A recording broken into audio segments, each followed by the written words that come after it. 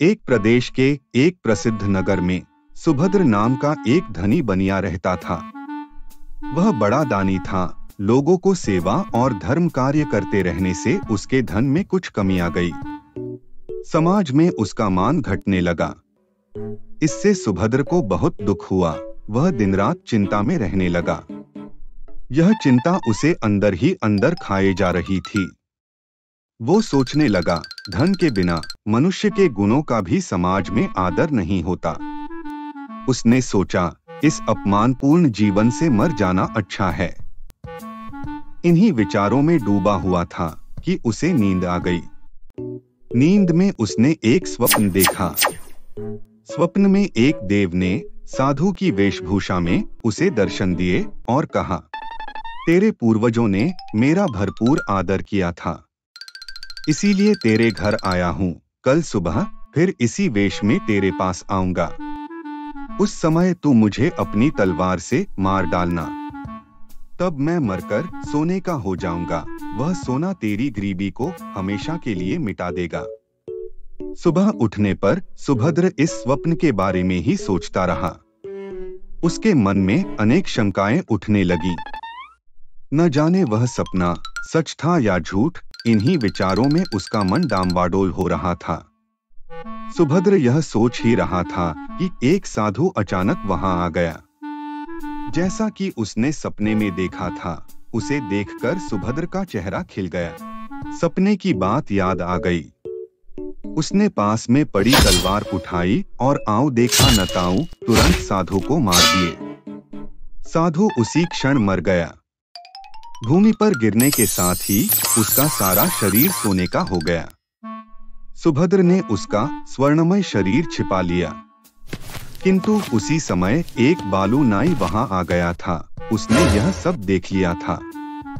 सुभद्र ने उसे पर्याप्त धन वस्त्र आदि का लोभ देकर इस घटना को गुप्त रखने का आग्रह किया। नाई ने वह बात किसी और से तो नहीं कही, किंतु धन कमाने की इस सरल रीति का स्वयं प्रयोग करने का निश्चय कर लिया। अब अगले दिन सुबह उठकर वह साधुओं की खोज में निकला। पास ही एक साधुओं का मंदिर था।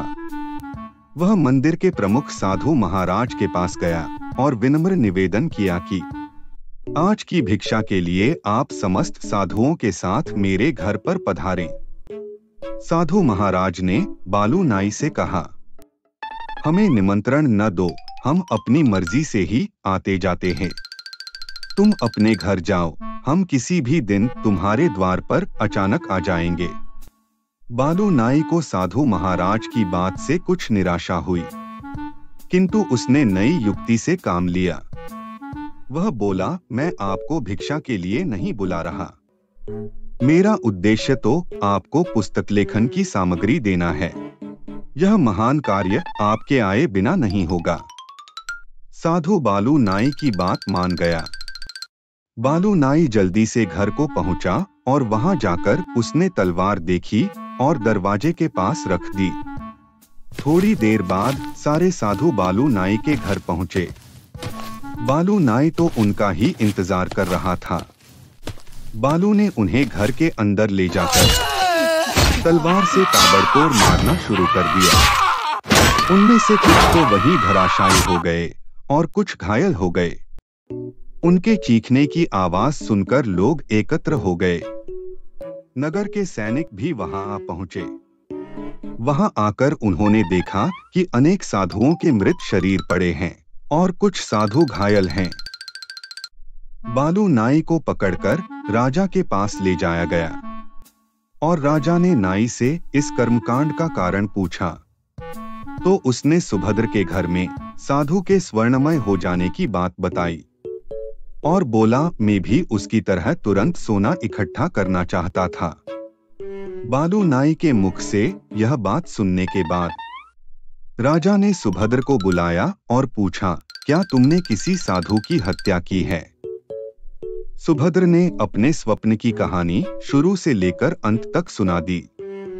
राजा ने उस बालू नाई को मृत्युदंड की आज्ञा दी। वीडियो को लाइक, शेयर और चैनल को सब्सक्राइब करना ना भूले। धन्यवाद।